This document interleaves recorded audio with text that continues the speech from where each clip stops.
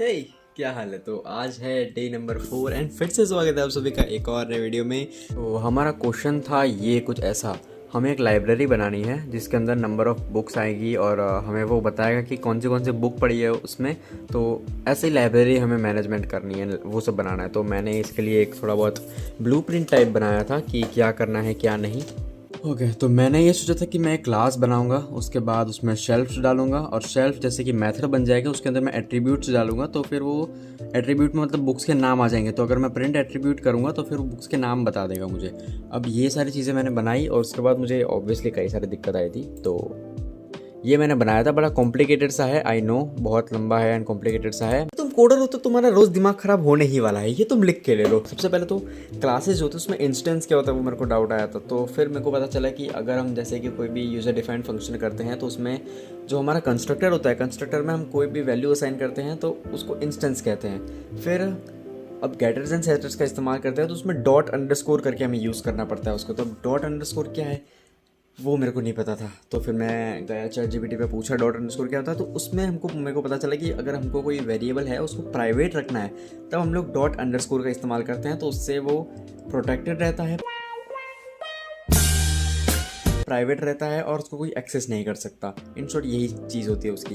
फिर उसके बाद मेरे को डाउट था कि सेटर्स सेटर्स यूज़ क्या है क्या वो एक्चुअली। मतलब मैंने देखा, सर्च किया तो पता चला कि सेटर जैसे कि अगर हम लोग गेटर यूज़ करते हैं तो हमें कंपलसरी सेटर यूज़ करना ही पड़ता है। तो गेटर में क्या होता है, हम लोग उसको एक प्रॉपर्टी दे देते हैं तो उसको उसको हम लोग प्रॉपर्टी का टैग दे देते हैं। तो उससे क्या होता है कि वो जो फंक्शन होता है उसको हम लोग एक एट्रीब्यूट की तरह यूज़ कर सकते हैं। तो अब एट्रीब्यूट की तरह यूज़ कर सकते हैं तो उसके और भी कई सारे वेज खुल जाते हैं जिसको हम लोग अलग अलग तरीके से यूज़ कर सकते हैं। तो ये चीज़ें होती हैं।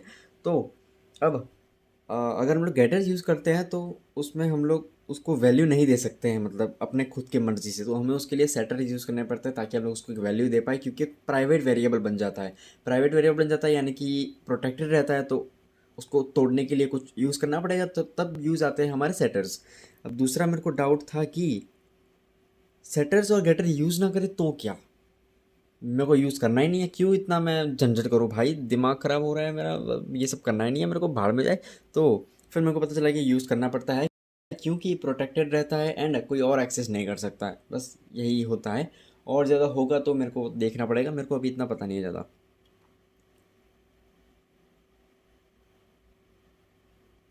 लास्ट में ये डाउट था कि पैरामीटर्स और एट्रीब्यूट में डिफरेंस क्या है पहली बात, क्योंकि पैरामीटर्स में भी हम उसको एक वैल्यू असाइन करते हैं, एट्रीब्यूट में भी हम उसको एक वैल्यू असाइन करते हैं। तो दोनों में बीच में डिफरेंस क्या है, तो मेरे को ये पता चला कि दोनों के बीच में डिफरेंस क्या होता है। जैसे देखो यहाँ पे ये शेल्फ 1, शेल्फ 2, शेल्फ 3, शेल्फ 4 ये सारे हैं, ये सारे जो पैरामीटर्स हैं। और यहाँ पे ये जो मैंने इनकी वैल्यू असाइन किया, पैरामीटर्स की वैल्यू असाइन किया, शेल्फ 1, शेल्फ 2, शेल्फ 3, ये सारे जो है ये सारे एट्रीब्यूट्स हैं। पैरामीटर्स जो होते हैं वो वेरिएबल होते हैं और जो एट्रीब्यूट्स होते हैं वो परमानेंट होते हैं। तो दोनों के बीच में ये डिफरेंस होता है। अगर तुम्हें नहीं पता तो अब तुम्हें पता चल गया।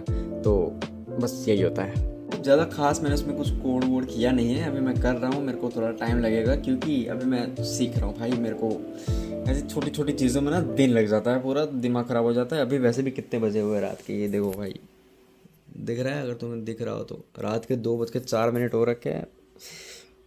हो नहीं रहा, कोडिंग नहीं हो रहा भाई। चलो आज की वीडियो के लिए बस इतना ही, मिलते हैं अगले वीडियो में, बाय।